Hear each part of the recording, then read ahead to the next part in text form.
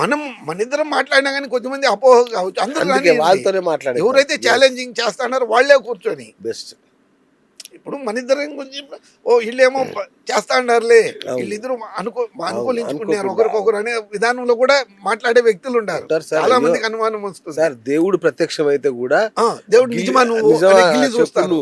నువ్వే దేవుడు అని గ్యారంటీ గ్యారెంటీ ఏమో ఐడి కార్డు చూపి, నీ ఎగ్జాక్ట్లీ. పాస్పోర్ట్ ఉందా, నువ్వు ఎక్కడి నుంచి వచ్చినావు, నీకు అక్కడి నుంచి రావడానికి ఏ వెహికల్లో వచ్చినావు, అది ఇవన్నీ అడిగే వాళ్ళే మన భారతదేశంలోని కాదు ఎక్కడున్నా కానీ మనిషి సహజ లక్షణం. Right sir. క్యాన్సర్ను ఏమేమి ట్రిగ్గర్ చేస్తాయి అసలు? క్యాన్సర్ ట్రిగ్గర్ కావడానికి ఏమేమి కారణం కావచ్చు? ఫస్ట్ వచ్చేసి మనం తినే ఆహారము.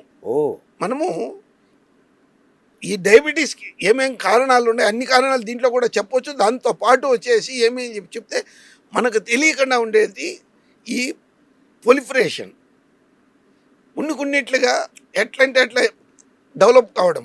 మీరు ఈ మురికి కాలువల దగ్గర గడ్డి పెరుగుతుంది, ఆ గడ్డి మాత్రం పెరుగుతుంది. ఇది క్యాన్సర్ అనేది కూడా మన ప్రతి ఒక్క కణానికి ఉండేటువంటిది. ఆ కణంలో మీరు బోన్ క్యాన్సర్ ఉండొచ్చు, బ్లడ్ క్యాన్సర్ ఉండొచ్చు, ఏ క్యాన్సర్ పేరు చెప్పినా, breast cancer, lung cancer, colonel cancer, rectal cancer, ప్రతి ఒక్క పేర్లు చెప్తారు. ఎక్కడి నుంచి ఎలా తయారైంది. మీకు జేడి అనేసి జయదీప్ బోలేరావు గురించి మీ దగ్గరనే మాట్లాడిపించాను. అతను వచ్చేసి ఐబిఎస్లో ట్రీట్మెంట్ లేదు అనేసి నేను ప్రూవ్ చేసినాను. పాపం అతను అమెరికా వెళ్ళినాడు, భారతదేశంలో పెద్ద పెద్ద గ్యాస్ట్రోఎంట్రాలజిస్ట్ గురించి తిరిగినాడు. కాలేదు. భోజనం చేయకూడదు, గంజి మాత్రమే తినాలి, ఇది మీ జీవితాంతం మీకు ఉండాల్సిన పరిస్థితి అని చెప్పినారు. ఈరోజు అతను అన్ని రకాల భోజనం చేస్తాను, అన్ని రకాల డ్రింక్స్ చేసినాను అనేసి చెప్తాడు. ఐబిఎస్ ఎలాగో ఇది అదే మాదిర. ఐబిఎస్ ఎక్కువ రోజులు ఉన్నప్పుడు ఏమవుతా అనేది క్యాన్సర్గా తిరుగుతా ఉండేది. హెచ్ పైలోరీ కారణం ఉండొచ్చు, కాకపోతే లాస్ట్కి వచ్చేసి ఏమవుతా ఉండేది, ఎక్కడి నుంచి వస్తా ఉండేది, మన శరీరంలో పెరిగిన బ్యాక్టీరియా, చెడ్డ బ్యాక్టీరియా వల్ల మాత్రమే మనలో అది డెవలప్ అవుతా ఉండేది. దానికి మనము prevention always better than cure. మన భారతదేశంలో ఉండే వేదాల్లో ఉండేదే అది. ఏమనేసి, మీరు జబ్బు వచ్చినాక నయం చేసుకోవడం కాదు, జబ్బు రాకుండా శరీరాన్ని కాపాడుకోండి. దానివల్లే మన యోగా అనేది అన్ని దేశాల్లోనూ ప్రచలితమైంది, బాగుంది. మనము అనుకూలానికి తగినట్లుగా చేసుకుంటాము యోగా అనే దాన్ని. దాన్ని పరిశుద్ధంగా మనకు శరీరానికి ఎలా కావాలి, మనము ఎలా దాన్ని చేసినప్పుడు మనకు ఉపయోగం అవుతాండది అనే దాని గురించి చెప్పినప్పుడు hypnotherapy, hydrotherapy, emotional control and freedom technology, sound therapy, వీటన్నిటినీ ఒక్కచోట వేసి మనము ఒక్కొక్క వ్యక్తికి సైకలాజికల్ కౌన్సిలింగ్ ద్వారా ఎలాంటివి మనము అతనికి వీలవుతుంది, అతన్ని ఇండివిజువల్గానే తీసుకునేసి ఇండివిజువల్గా చెప్తా ఉన్నాము. ఇప్పుడు మనకు గ్రాస్గా కావాలి, ఇది అవుతుందా కాదా అనే దానికి కావాలి. ఈ 30 డేస్లో దాన్ని ప్రూవ్ చేద్దాము. సూపర్. దాని తర్వాత ఇండివిజువల్గా పోయి ఆ పర్టికులర్ స్థాయిలో మనం రిజల్ట్ ఇద్దాము. మీరు ఏ టెస్ట్ చేయించుకుంటారు చేయించుకోండి. ఇది మేము మా ఇంట్లో వేసి లేకపోతే ఏదో ఒక మూల వేసి అతనికి ట్రీట్మెంట్ ఇచ్చింది కాదు, ఓపెన్గా పెట్టినాము. ఇప్పుడు ఫస్ట్ వచ్చేసి మనం డయాబెటీస్, దాన్ని సెకండ్ వచ్చేసి క్యాన్సర్. ఈ రెంటిని మనం ప్రూవ్ చేయగలిగితే ప్రపంచంలో ఇంకొకటి ఏమి ప్రూవ్ చేయాల్సిన పని లేదు.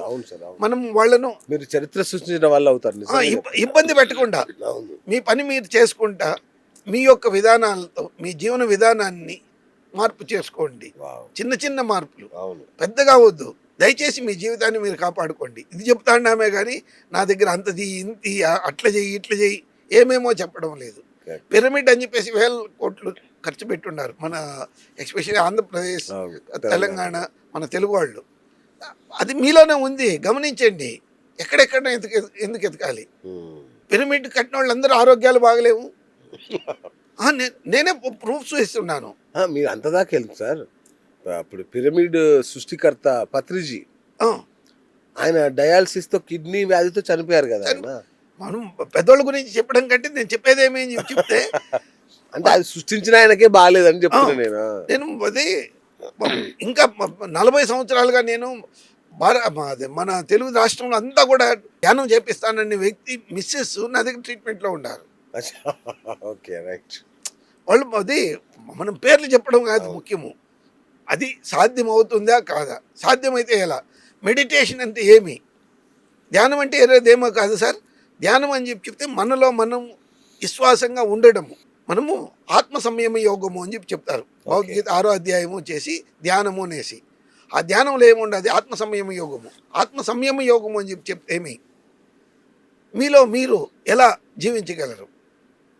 యమ నియమ ధారణ ధ్యాన సమాధి ఇవన్నీ కూడా లాస్ట్లో వస్తాయి.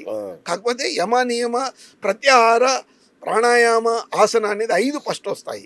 6వదే ధ్యానము. ఆ ధ్యానంలో ధారణ ధ్యాన సమాధి, ధారణ అనేది 6వది, 7వది వచ్చేసి ధ్యానము. ఇప్పుడు 6వ అధ్యాయంలో మనం భగవద్గీతలో ఉండేదాన్ని ఆత్మ సంయమం చేసుకోండి. ప్రతి ఒక్కటి మీకు సాధ్యమే. కాకపోతే మిమ్మల్ని మీరు నమ్మి మిమ్మల్ని మీరు విమర్శించుకోకుండా వేరే వాళ్లకు వీలైతే సహాయం చేయలేకపోతే నెమ్మదిగా ఉండు. ఇది ఎవరైతే పాటిస్తాడారో వాళ్ళకి ఏదే విధమైన జబ్బులు రావు. డయాబెటీస్, క్యాన్సర్ ఇవనేదే కాదు, ఏదైనా అన్నిటికీ మూలం వచ్చేసి మన ప్రకృతి వికృతిగా మారినప్పుడు మాత్రమే అది. మనము శ్రీకృష్ణ పరమాత్ముడు ఈశ్వరూపం చూపించినాడు. అతనికి దానికంటే ముందుగా అతనికి థర్డ్ ఐ అని చెప్పినారు. నువ్వు అలాగే చూడడానికి కాదు, దాన్ని చూడడానికి నేను ఒక పద్ధతి చెప్తాను అని చెప్పేసి అప్పుడు ఆయనకు ఇప్పుడు చూడు అని చెప్పేసి శ్రీకృష్ణ పరమాత్ముడు నా ఈశ్వరూపాన్ని నువ్వు అనుకున్న విధానం కాదు, ఇది అన్నీ కూడా మనం చేసే విధానంలో ఉండదే కానీ మనం అనుకునే విధానంలో లేదు అనేసి మన పురాణాల్లో ఉంది, వేదాల్లో ఉంది. అదే నేను చెప్తా ఉండేది. ఏదో ఒక పద్ధతి మీద కాదు నేను చెప్తా ఉండేది, అన్ని పద్ధతులు మనకు సమగ్రంగా చేయగలగాలి. ఇంకోటి గురుగారు, మరి డిఎన్ఏను కాపాడడానికి మన బాడీలో ఒక సూపర్ కాప్ TP53 అని ఉంటుంది, అంటే ఏంటి సార్ అది, ఏం చేస్తుంది? TP53 అంటే ఏదేమో కాదు, మనలో ఉండే ఫాగోసైటోసిస్ కణాల ద్వారా డెవలప్ అయిన ఒక అద్భుతమైన రోగనిరోధక శక్తి. ఆ రోగనిరోధక శక్తి ఎవరిలో ఉండాలి? ప్రతి ఒక్కరిలోనూ ఉంది. అందరికీ క్యాన్సర్ రావడం లేదు, అందరూ డయాబెటీస్తో బాధపడడం లేదు, ఇంకొక జబ్బుతో బాధపడడం లేదు, టీబీ రావడం లేదు. మనం ప్రతి ఒక్కదానికి వేరియేషన్స్ ఎక్కడ వస్తున్నాయి. TP53 కానీ మనం 18, 19 ఏం అన్ని పదాలు చెప్తారు, ఎక్కడ వస్తాండి అది. రోగనిరోధక శక్తి తక్కువైనప్పుడు ఆ రోగనిరోధక శక్తి పెంపొంచుకోవడం ఎలా, దాన్ని మనం ఆలోచన చేయాలి. కానీ ఈ పేర్లతో కాదు మనకు అవసరమైంది. పేర్లు వచ్చేసి అందరూ చెప్తారు. ఇప్పుడు మీ పేరు శ్రీనివాస్, నా పేరు డాక్టర్ సుబ్బయ్య, మనం అందరూ ఉంటారు. అన్ని పేర్లు డిఫరెన్స్ ఎందుకు ఉండాది? ఇది నాకు ఒక వ్యక్తి అడిగినాడు ఏమనేసి, అబ్బా అదే దేవుళ్ళు ఇంతమంది దేవుళ్ళు ఎందుకు ఉండారు అనేసి. నీకు నేను 10 రకాలు చెప్తాను, ఆ 10 రకాల ఫుడ్లో నీకు ఏది ఇష్టమనేది నువ్వు సెలెక్ట్ చేసుకుంటావే కానీ మీ అన్నకో తమ్ముడికో చెప్పగలవా ఇది నువ్వు తిను అనేసి? అతను వింటాడా? ఖచ్చితంగా దానివల్ల ఈ దేవుళ్ళు వచ్చినారే కానీ విశ్వశక్తి ఏరే విధంగా కాదు. విశ్వశక్తి ఉండేదే ఒకటి, కాకపోతే నీకు అర్థం కావడానికి వీళ్ళు ఇక్కడ ఉండారు, ఇట్లా ఉండారు, ఇట్లా చెయ్యి అని చెప్పేసి ఒక దారి చూపించినారు.